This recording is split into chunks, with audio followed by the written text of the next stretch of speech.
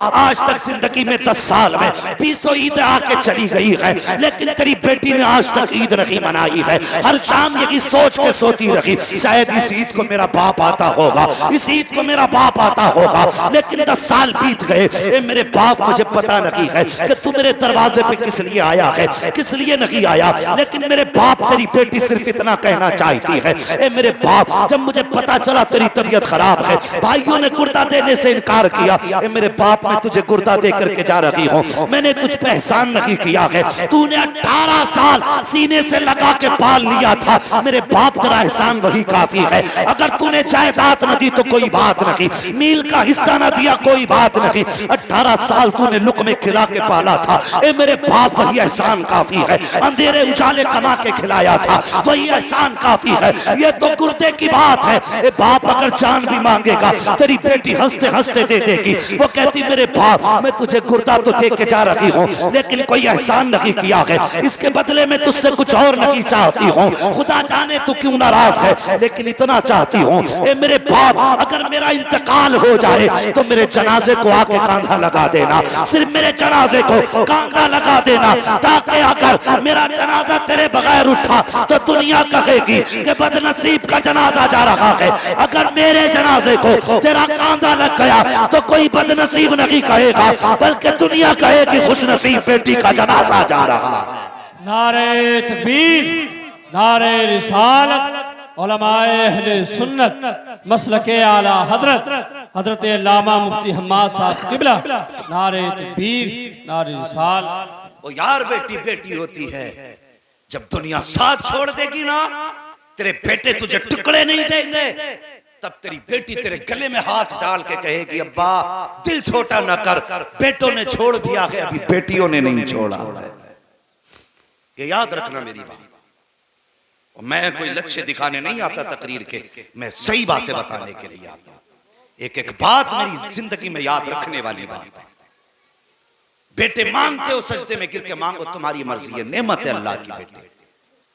लेकिन कब? जब बेटे फर्मा बरदार हों, वरना नाफरमान बेटे जिन पे बाप ने जिंदगी लुटा दी, जिसके एक इलाज के लिए 36 अस्पतालों के, 40 मजारों के, 35 मस्जिदों के दरवाजों के चक्कर लगाए, कल जब यही बेटा बाप को ताने देता है ना, तो बाप कहता है इससे तो बेहतर था मेरा कोई बेटा ही नहीं होता। कभी जिंदगी में बाप की जिंदगी में वो दिन न लाना जब बाप को ये कहना पड़े इससे तो बेऔलाद होना बेहतर था। अगर बाप ने इतना कह दिया तो समझ लेना ना यहाँ खैरियत है ना वहां खैरियत है।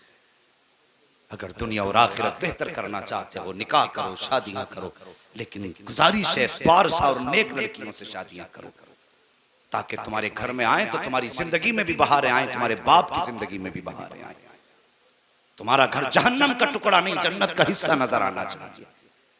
हाँ, हजरत अली फरमाते हैं रब्बना आतिना फिद दुनिया हसना से मुराद नेक सालिहा बीवी होती है। 5 वक्त नमाज में मांगते हो अल्लाह मुझे दुनिया की भलाई अता फरमा, हजरत अली फरमाते हैं इस दुनिया की भलाई से मुराद नेक बीवी होती है। जब नेक बीवी 5 वक्त मांगते रहे तो निकाह के वक्त जहेज को न देखना, उसकी बिल्डिंग को न देखना, उसके बाप के नाम को न देखना, बस माँ से कहना माँ जा देखने जा रही है। जब उसके बदन को देखे तो नजर डाल के उसके माथे को भी देखना, जहां उसने दुपट्टा रख रखा है उस माथे पे सजदों के निशान हैं कि नहीं। और जब वो बात करे तो सिर्फ होठों की शगुफ्तगी नहीं, बल्कि उसका लहजा देखना, उसके मुंह से कुरान की तिलावत की खुशबू आती है कि नहीं। कुरान वाली बीवी लेके आ, खुदा की कसम तावीज़ की जरूरत नहीं पड़ेगी, दम की जरूरत नहीं पड़ेगी। तेरे घर में जैसी बेटी कदम रखेगी, कदम इसका होगा बरकतें अर्श से उतार दी जाएगी। औरत कितनी अजीम शय है बीवी। बहू फरमाया गया जैसी बहू पहला कदम रखे घर में का उसके पैर धुलो पानी में और उस पानी को घर के 4 कोनों में छिड़क दो। फरमाया गया जिस घर में ऐसा किया जाता है अल्लाह उस घर में बरकतें अता फरमा दिया करता। मगर ये कब होगा? जब औरत को हम बेटी समझेंगे, यानी बहू को जब हम अपनी बेटी समझेंगे, सास ससुर, तब ये बरकतें आएंगी। और गुजारिश है, अगर तुम्हारे घर में सास ससुर से गुजारिश करूंगा, नई लड़की आने वाली है, ये कोशिश मत करना पहले ही दिन से बेटी वाला किरदार दिखाई दे। नहीं है ना, समझने में वक्त लगेगा, तुम्हें पहचानने में वक्त लगेगा। अगर देर कर दे तो फैसले जल्दी मत करना, बल्कि जब वो तुम्हारे घर में आए तो फिर लहजे तुम्हारे हों और उसे अदाएं अपने बाप की नजर आ जानी चाहिए। सास से गुजारिश करूंगा, अहमद रजा की मां से मेरी गुजारिश है, बहू को हमेशा बेटी की नजर से देखना। फिर देख, अगर तुम बेटी का प्यार दोगी वो तुम्हें मां वाली इज्जतें अता करेगी। ये ख्याल रखना। हम गलती यही करते कि हम आने वाली लड़की को बहू के नजरिए से देखते तो वो सास की नजर से देखती है। तुम बेटी की नजर से देखो, वो मां की नजर से देखेगी। और जब जिस दिन ये रिश्ते शुरू हो जाते हैं तो फिर झगड़े नहीं होते। खुदा की कसम, फिर तो ऐसे ऐसे नक्शे होते कि बहुएं सासों के पैर दबाया करती हैं। और हुजूर की जिंदगी हमारे लिए बेहतरीन नमूना। लक़द कान लकुम फ़ी रसूलिल्लाहि उस्वतुन हसना, मेरे महबूब की जिंदगी तुम्हारे लिए बेहतरीन नमूना है। अहमद रज़ा साहब, जिंदगी गुजारने के लिए ना हुजूर की जिंदगी को देखना।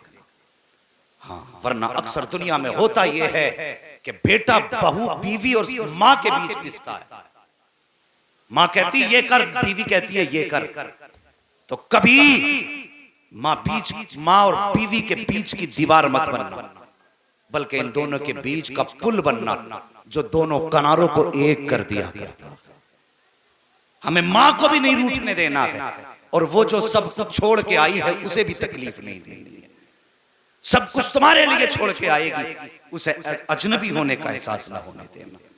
जब तुम्हारे घर में इतनी इज्जतें मिलेंगी तो फिर बेटियां फांसियां नहीं लगाएंगी, फिर खुदा की कसम बेटियां दुआएं करेंगी, अल्लाह जल्दी कर हमारे हाथ पीले हों और हमें इज्जतों वाले शोहर नसीब हो जाए। बस हुजूर की जिंदगी को अपनाना। मेरे हुजूर ने सबका हक बराबर अदा किया।